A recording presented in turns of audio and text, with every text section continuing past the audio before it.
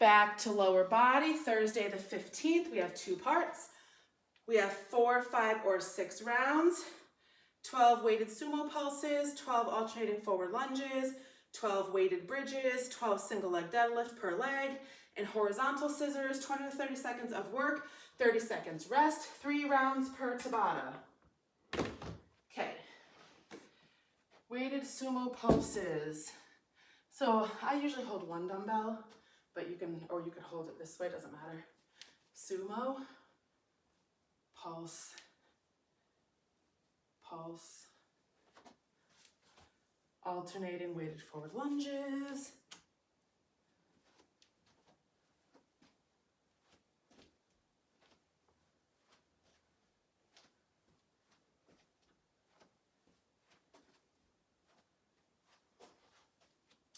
weighted bridges,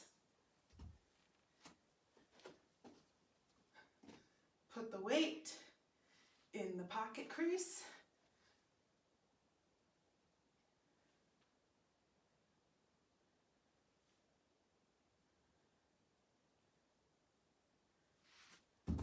and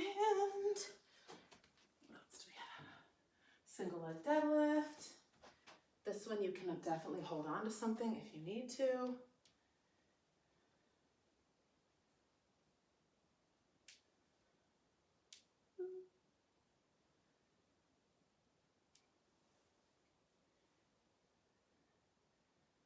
Okay, and horizontal scissors. So this is your abs, and you're going this way. 2, 3. You're doing it to a timer, so you don't need to count, but your legs are going crisscross the long way, and they're not touching the ground. Alrighty, we have weighted sumo pulses. So this one would be ideally done with a kettlebell, because both of your arms would be hands would be holding one handle. I feel like it's much easier. You can try to hold 1 dumbbell like this way, so it's kind of like still hanging the long way. I just don't like doing that for some reason, but you can.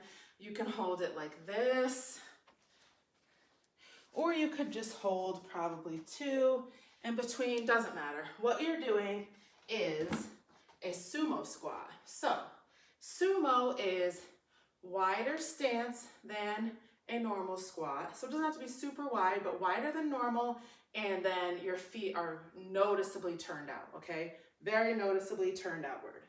So you're going to sink down, pulse, stand up.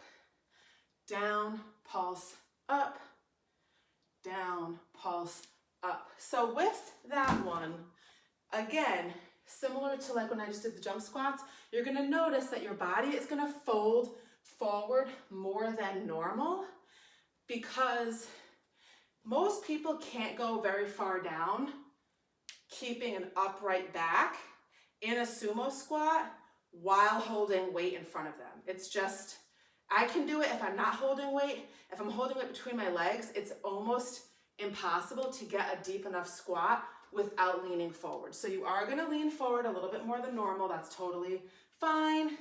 You could do a full sit with this, but you would not have a pulse, because once you sit, you take the weight off of your body. So you would just do sumo. You could still hold the weights, but once your butt hits the chair, you just sit and then you stand up. Alternating forward lunges, we talked about lunging. So you're just holding a weight in each hand, forward, switch legs, switch legs, switch legs, very simple. You want to remember to keep your feet in railroad, meaning they're staggered, not tight roped. Your hips, your knees, your shoulders, everything should be going forward, and both knees are bending at about a 90-degree angle. Weighted bridges. So what I do, because it's kind of hard to see on the ground, is I tuck the weights right here. So where your leg meets your torso is going to make a crease when you bend your legs up like this. So I call it a pocket. I basically stick the weight right there, so it's kind of sitting diagonal, and all I'm doing is taking my hand like in a cup and pressing up on the top of the dumbbell. So I'm not actually having to hold the dumbbell. I'm just basically using the palm of my hands to keep it in place. So for my bridge, I'm going to lift up my hips, squeeze my butt, lift my hips as high as I can, down, 1.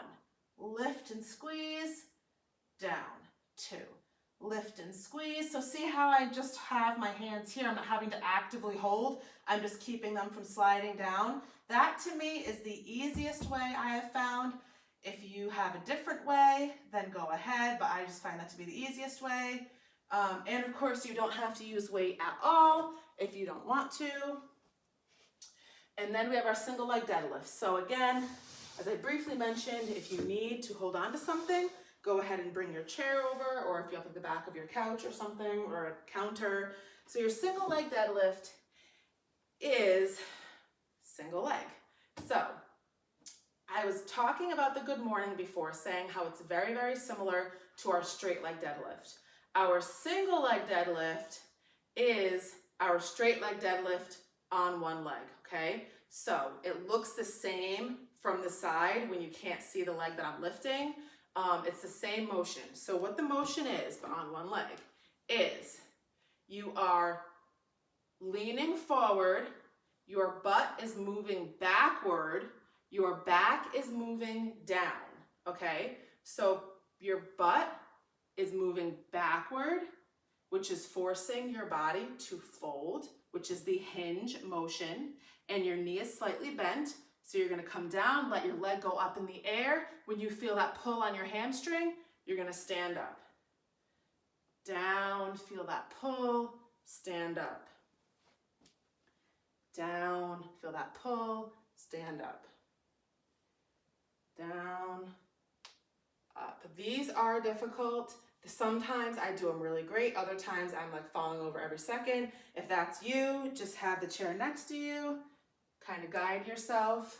Just make sure that you're not taking any weight off of that leg. So I kind of just try to tap as I need it. You're not worried about how far the dumbbell is going. You're just holding it to add weight. And it adds a little bit of balance. You're worrying about feeling that pull on your hamstring, stand up. Feeling that pull, stand up. And again, you're not worried about how high your other leg is going. Those are all just parts of the motion. They're not actively moving. They're moving because something else is making them move. So that hinge motion, when you press your butt back, so see how I don't start by bending. I start by pressing my butt back, lifting this leg a little bit, and as I continue to do it, my whole body is going to hinge. So when I say hinge, I'm talking about the fold at your waist. That is your hinge, okay? So when your body is moving, it's not because I'm trying to reach toward the ground, it's because the motion of my butt going backward automatically makes my upper body hinge down. That's just what happens when you do that motion. So that's what it is, a hinge motion. Notice my leg is bent, but I'm not bending down, okay? It's just bent. So that one can be kind of confusing if you've never done it before, but again, keep your chair or whatever is nearby. Practice by holding on at first, but you really want to focus on feeling that pull. If you're not feeling that pull, you are doing something wrong. I would watch yourself in the mirror or film it, and if you still cannot figure it out, you can always send it to me and I can help you. Part 2 is horizontal scissors. This is an ab exercise, but it also does work your legs. You'll feel it in your hip flexors if you have tight hip flexors, which is the very top of your thigh where like your hip your thigh meets your torso. There's like these bands and they can get really tight, and you will usually always feel it when you're doing an ab exercise that includes your legs. That is like the main time I ever feel that hurt is when I'm doing abs. So you are going to be on your back. Your legs are going to be out in front of you, and they're going to be crisscrossing from side to side. So again, when I was talking about your lower back coming off the ground, you want to focus on pushing your abs down so that your lower back stays in contact with the ground. Keep your chin off your chest and you're just gonna move your legs from side to side to side. This is already killing me. I'm shaking, so it is difficult. If you brace down like that and make sure that your lower back stays to the floor, you're gonna feel it a lot more, okay? That is your Thursday.